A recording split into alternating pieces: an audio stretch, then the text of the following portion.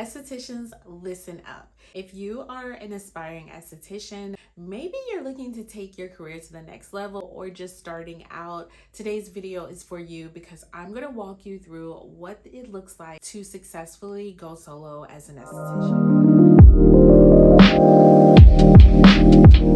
Hey friends, welcome back to my channel. My name is Frankie. I am a licensed esthetician in the state of Georgia as well as a skincare formulator. Now in today's video, I'm going to walk you through step by step what it takes to be a solo esthetician. And if you're not familiar with the term solo esthetician, this is basically branching out on your own. So you're working for yourself. You are your own boss and employer. So I decided to go solo as an esthetician directly out of school. So I never got a chance to work for someone, but this was definitely in the plan for me. Now, this may not be your journey, but when you do decide to take this step and you're interested in doing so, these are some of the things that I would highly recommend you make sure that you take care of and do throughout this process. So let's jump straight into these tips. Your first thing is planning. I started planning in aesthetic school, but again, I knew that I wanted to become a solo esthetician. Planning is going to give you that foundation so you aren't making as many mistakes as you possibly could and wasting a lot of time and money. Now, don't get me wrong, you are going to make tons of changes as well as adjustments, but just having a solid plan is going to keep you on the right track as opposed to just throwing spaghetti at the wall. Most of the time when people think of planning, you're probably thinking about where's your location going to be, what services you're going to offer, maybe the products that you are going to use on your clients. But planning is also going to involve starting with market research. This market research is going to help you get an idea of what your ideal client is looking for, even really kind of just niching down with the services that you want to offer. So your ideal client is someone that is ideally going to come to you for services, hands down. So I would look into following other estheticians and just doing that market research to figure out what services they offer, what resonates mostly with their audience and gets the most engagement, and also just kind of honing in on the services that you want to offer. In the beginning, most estheticians tend to want to do it all, and I get it because it's all exciting and you're brand new. But I have found that just kind of niching down to one or two core services is really going to be beneficial for you, like your sanity, but also for your business. Now, that doesn't mean that you have to only perform one service or two services at that, but you want to make sure that the core services are no more than one or two and that you are talking about it all the time. So let's say that you're interested in waxing and that's going to be your core thing, but you also want to offer, let's say, facials. You are going to talk more so about waxing to attract your waxing clients, and then when they do come in, you can just let them know that you do offer facials, and that could be like an add-on or upsell to the waxing services. The reason why this is important is because if you're talking about several different services, it's hard to really hone in on your ideal client. Whereas if you are solely talking about waxing or whatever service that you're offering, you are bringing in that one client that needs this, and you are speaking to that one ideal client. This feels less of all over the place and more organized, and you are attracting the people that truly need your service instead of trying to get everybody into the fold. Your market research is highly important, as you can see, because it's going to give you insight on what others are doing, what you can do to set yourself apart, but it also just kind of helps refine who you are and what type of esthetician you want to be. Okay, the next part of planning is going to be financials. So this is where you are going to set the tone for the financial health of your business. So this is going to look like pricing for your services as well as making sure that you're making a profit. A lot of estheticians go wrong in this area because they are pricing based on what everyone else is pricing as opposed to your own personal experience. So what I like to do is just compile a list of all my overhead, which is something that'll be a little bit hard in the beginning because your rent for your space, which we'll talk about in a moment, you aren't really at that point, but you can kind of guesstimate. And then you're also going to compile the products that you're going to use for retail as well as what you're going to use on your clients, which is referred to as your back bar products. The key here is profitability. So we don't want to just work just because we're working. We don't want to be an esthetician that is really just working for free. You want to make sure that you're pricing your products and your services accordingly so that you are making a profit. It will be a lot more fulfilling when you find that after you've seen a client and made a difference in their skin, that you too are making a difference in your pockets and not really running a hobby and more so of a business. All right, now your next step when it comes to planning is the legal stuff. So this is important. Outside of your aesthetics license, which you at this point should be working towards or already have, you're going to need license for your business. Remember, as a solo esthetician, you are running a business. So you want to make sure that you are meeting the mark when it comes to all of the legal things that you need to run your business properly. That may look like a business license, or if you decide to obtain an LLC. If you are in doubt, just check with your state to see what licenses that you need in order to operate legally. Now, I don't go into depth when it comes to the legal stuff because it's going to vary from business to business, but also from state to state. So again, when in doubt, just call your local state, figure out what you need in regards to your business, and then go from there. I would also make sure that you cover yourself with insurance. Now, this was something that I did while I was in school. There is insurance that is offered to aesthetic students by ASCP, and it's very affordable as a student, and then you can carry that on when you become a licensed professional. You want to add in branding as part of planning as well. So when we think of branding, we are thinking about your logo, brand colors, but you also want to think about how you want to brand yourself as an esthetician. So what services again that you want to offer, how you want to come across as a brand overall. So what you want to be known for, as well as your brand voice, and just what you want clients to resonate most with when it comes to your brand. Branding is one of my favorite things because this really sets you apart. So even if someone next door is offering facials, you want to make sure that you are looking and sounding totally different from them. Now, step 2 is all about selecting your location. Now, this could look like being a home-based esthetician or working in a commercial space. They both have their pros and cons, and it's all personal preference and of course what works best for your budget. So I'm going to start with your home-based location. Now, with being a home-based solo esthetician, you definitely want to check with your state board to make sure that you are following the rules and regulations to be able to operate from home.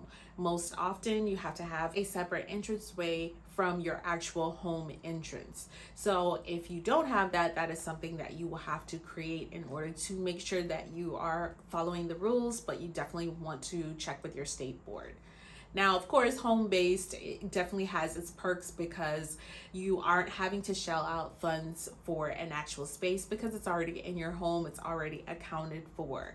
The downside, of course, is privacy concerns. I would probably start out, if I am doing home-based, with friends and family, and then really just kind of encourage word of mouth as opposed to just having random strangers come to your home and increasing the risk of privacy concerns. I do feel like home-based is definitely a viable way to grow your business, but you just have to be strategic with it because, like I said, there are going to be privacy concerns and safety as well. Now, when it comes to commercial spaces, this is where you're going to have to just seek out a space that's going to be fitting for you.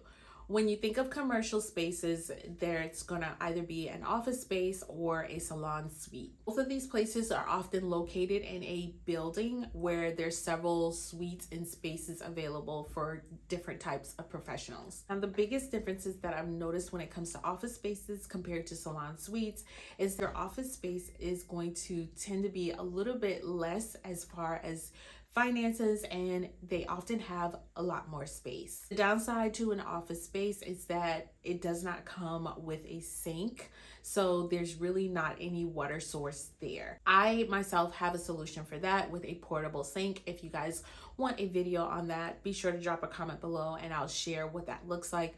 But I actually started in an office space. Now you can also convert to just going to a salon suite. These are known for housing beauty professionals. So those that are hairstylists or lash artists, even estheticians are going to be in your salon suites. Whereas with an office space, really any business can thrive there as well. I personally don't think there's a right or wrong way. You just have to select what's going to work best for you personally and as well, again, financially. Now, when you are looking for a location, you want to make sure that you're going with a space not just because it looks good, but also that makes sense for you as well as your client experience. Now that you've selected a location, now we're going to build your online presence. So in the beginning, we did talk about branding, and this is going to also fall in aligned with your online presence. It's important that you have an online presence because we're in a space nowadays where people are online and looking and trying to discover new businesses and brands, but also to learn more about you. So what your online presence is going to look like is having a website. Now, I know a lot of beauty professionals have a booking site, which is great, but your website is going to build that solid foundation for you. It's also going to create that SEO so that Google can inform people of who you are and offer you as a suggestion when people are searching for facials or lashes or even waxing, if that is the services that you're offering. So in the beginning, if you have a booking app, that is quite fine, but you definitely want to invest in a website. You can start with something very simple like Shopify or Squarespace, build it out. And this is really just going to tell people who you are, what services you have to offer. Your booking site doesn't necessarily do that, and you will find that it's really difficult to be able to translate that to your clients or even potential clients. And I know this may sound a little annoying because you're going to have to pay for two different services, but you can link them together, although you are paying separately. So what I like to do on my website is create little buttons that will link them to my booking site to schedule directly. This is going to give you a clean and professional polished look and show that you are serious about your business.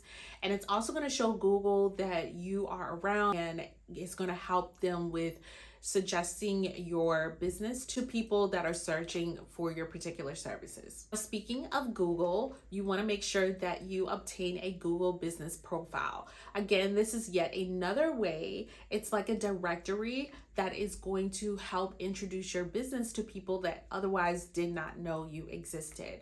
This is free to set up and it's pretty simple. You are just basically creating your landmark on Google that's going to list your business information, the services that you offer, and just give them visuals because you can add images of your business location so that people know that you exist, and when they type esthetician in the area, you will be one of those people that pop up because you have that profile that exists. Now, your third way of creating that online presence is going to be through social media. So this is also going to be a very quick and easy, low-hanging fruit way of creating your online presence. You may even start with this first, but I will tell you your website is definitely going to be beneficial to you. But social media is very quick and easy. You just want to make sure that you are optimizing your bio, telling people who you are again and how you can help solve their problems.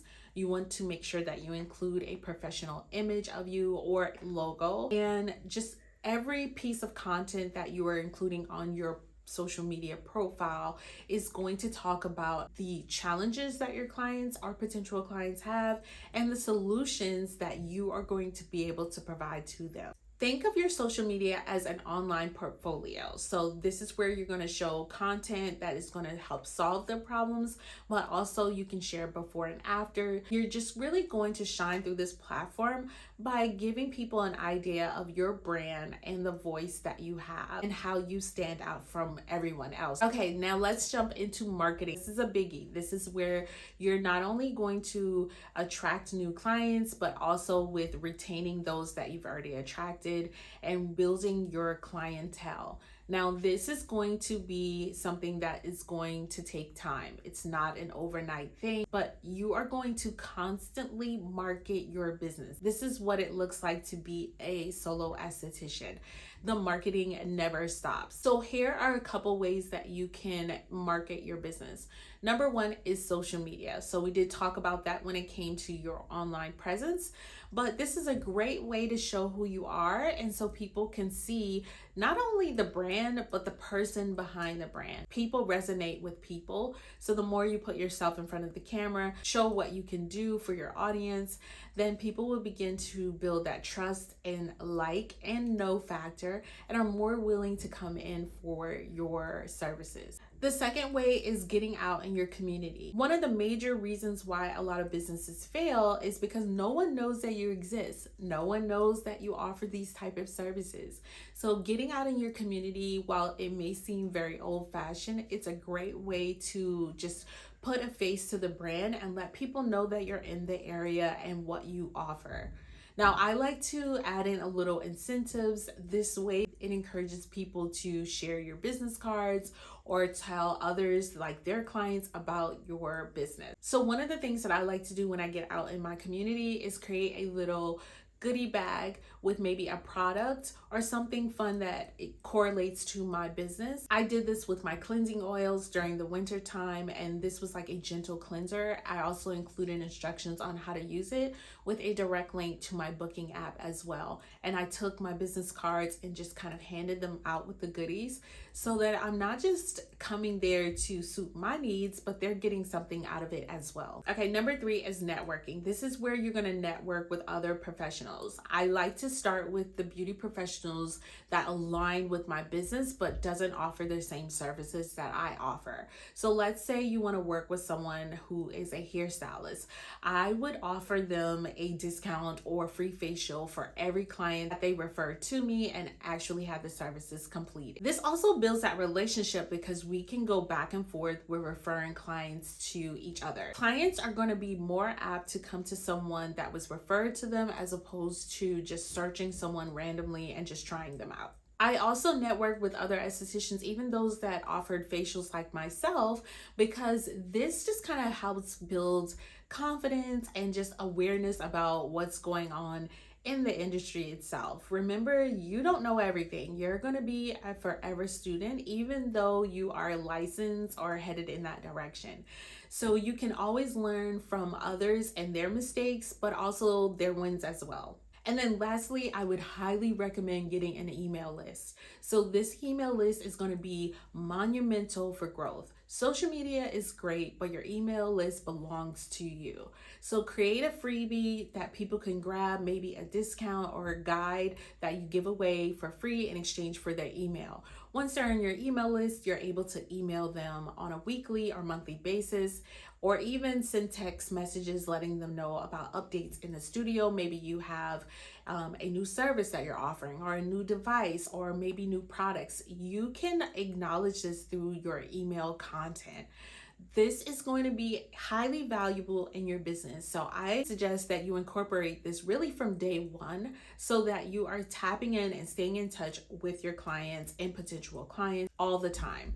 Social media can be tricky because some people will see your posts and some won't, including your stories. So with your email list, this is a direct line to your clients and their attention, and you really can just share any and everything about your business with them in order to generate sales and really get them in for their appointments. Now, I don't think this is talked about a lot, and that is the customer experience.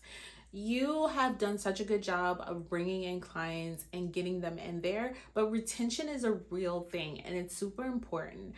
Getting clients in and attracting them costs a lot of time and money, but retaining them is so much easier. So you want to make sure that you are loving on your clients that you have and giving them a great experience from start to finish, from when they start out as a new client as well as a returning client. Remember, any misstep that you make, clients can really leave you at a drop of a dime and jump ship to someone else. You want to give them a reason not to. So some of the things that I do to just make sure that I keep my clients in the fold is I created a loyalty program. This program just rewards them for coming in on their appointments often and doing the things that they're supposed to do. I also have a membership. This membership has a plethora of benefits and at a lower price point than my regular facials. I love memberships because it keeps the clients committed to coming in. It really just reduces the stress of having to always attract new clients, and reduces the stress for the client as well because they don't have to remember to schedule an appointment. They're already a member and they're already pre-scheduled. Speaking of pre-scheduled, even if your clients aren't on a membership, just making sure that you pre-schedule them before helps with the customer experience, so you don't have to worry about having to phone them or send them an email as a reminder. And then my experiences is through facials. This is the only service that I offer, so I make sure that my clients feel the very best when they step foot in my studio, but also when they leave. I don't upcharge on anything else. All of my services are all inclusive. It's a custom facial. I do whatever it is that their skin needs. And sometimes I throw in extra things that really are a separate service I will throw in for free. So for example, I do offer a custom facial, but I also offer nanofusion as a separate service. For my loyal clients, I will perform nano infusion on them at no additional cost, and I just let them know that this is happening so there's no surprises, and that I just want to love on them as much as they love on me. Remember, your clients are going to be the support for your business. Without them, you wouldn't have a business, or let's say a functional, financially healthy business. Now, my very last tip is that you are going to be continually learning. You're going to be a forever student. And if you want to be an exceptional esthetician, you are going to make sure that you are constantly learning. Your learning never stops just because you have become a licensed professional. Things change often, trends come along, there's new technology, and you want to make sure that you are staying abreast to those things as well. Now, when you do start ordering products for retail as well as your back bar items that are going to be used on your clients, most of those vendors that are offering these products are going to have education behind the products. They're going to teach you protocol and ways to incorporate those products into your facial treatments. This goes across the board, even with lashing or waxing. Most of the time where you purchase your products, they're going to have education behind that so you can be successful and want to come back for more. And most of that information is free because you've joined them as a professional that wants to purchase their products. I would also recommend taking webinars and workshops to refine your process and really fine-tune your education. This is going to make you the best esthetician that you can possibly be, and this is going to translate into your treatment room, into the education as well that you provide to your client. All right, so there you have it. Those are my tips for going solo as an esthetician. I hope that you found this helpful. Now, as always, if you have any comments or questions, or you need a little bit more detail on what we talked about today, feel free to drop them below. And don't forget to like and subscribe, and be sure that you hit that notification button so that you don't miss any future videos. And again, thanks for watching, and good luck on your aesthetics journey.